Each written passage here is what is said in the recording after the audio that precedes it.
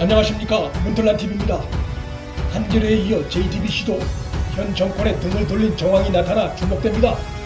얼마 전 한겨레가 청와대와 정부의 주요 행사를 탁현민 측근들이 상당수 수주하고 있다는 폭로성 기사를 실어 공정성을 외치고 있는 문재인 정권의 허구를 들춰내 정권에 타격을 준 바 있는데, 이번엔 JTBC가 박원순 전 시장 사안 관련해 민주당이 깊숙이 개입된 정황을 폭로해 민주당에 상당한 타격이 될 전망입니다.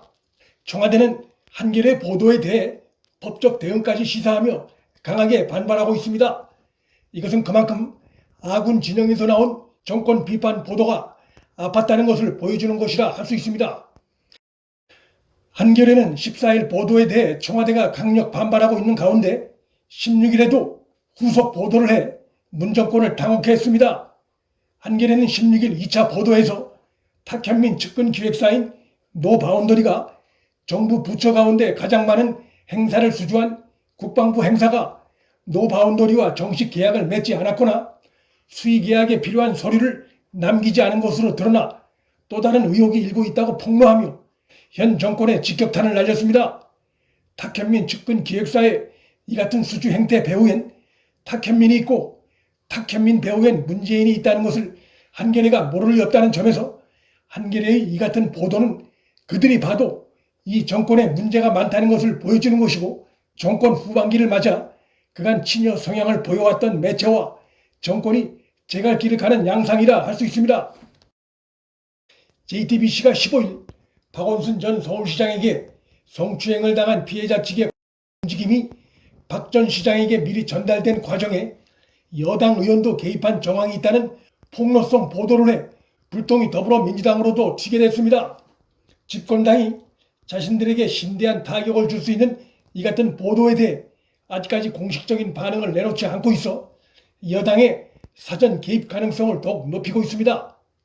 16일 발표된 리얼미터 조사 결과에 의하면 민주당과 미래통합당 정당 지지도 격차가 오차 범위 내로 좁혀진 것으로 나타났는데, 이번 폭로성 보도로 야당보다 지지도를 끌어낼 수 있는 많은 이점을 갖고 있는 집권당이 야당보다 지지도가 떨어지는 상황이 벌어지면 그것은 집권당이 얼마나 무능하고 민심이 그들로부터 떠나 있는가를 보여주는 것이 될 것입니다. JTBC는 이날 보도에서 서울시 차원에서 경위를 파악하는 과정에서 여당 의원의 이름도 나왔다고 보도했습니다. 이 같은 보도는 여당 의원이 피해자 측의 분위기를 미리 감지해 시 관계자들에게 전달한 정황을 파악했다는 것이어서 여당 일부에서도 박 전 시장 실종 전부터 성추행 의혹을 알고 있었다는 얘기가 돼 민주당의 방조 가능성이 수면 위로 떠오르게 됐고, 이것은 특히 여성들의 민주당으로부터의 이탈을 불러올 수 있을 것으로 전망됩니다. 물론 그렇다고 해서 피해 여성 수사 기밀 유출이 청와대나 경찰에서 이뤄졌을 가능성이 사라지진 않습니다. 박 전 시장의 극단적 선택을 볼 때 그가 구체적인 피해자 진술 상황을 실시간으로 접했을 가능성은 여전히 남아있고, 그렇다면 그것은 청와대나 경찰로부터 흘러나왔을 가능성이 여전하기 때문입니다.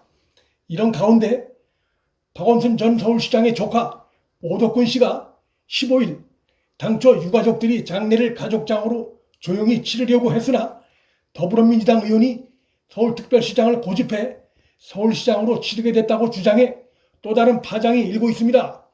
오 씨는 이날 페이스북을 통해 자신이 박 전 시장의 장조카임을 밝힌 뒤 장례 절차 협의를 위해 서울시 관계자와 민주당 국회의원 몇 분 그리고 유가족 대표로 내가 참석했다며, 유족들은 애초부터 가족장으로 조용히 마친다고 했다고 밝혔습니다.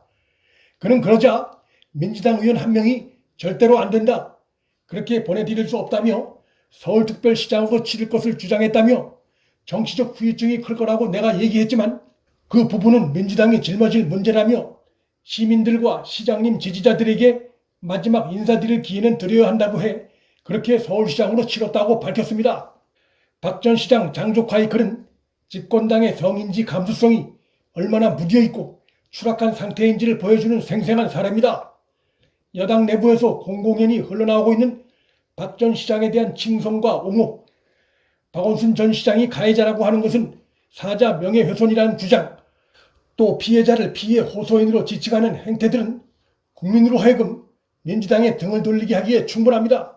서울특별시장 반대 국민청원 55만 명을 넘었음에도 서울특별시장을 강행하고 이해찬이 공동장례위원장을 맡기까지 하는 등 도를 넘은 민주당의 민심 불감증과 오만이 대형 위기를 자초하는 양상입니다.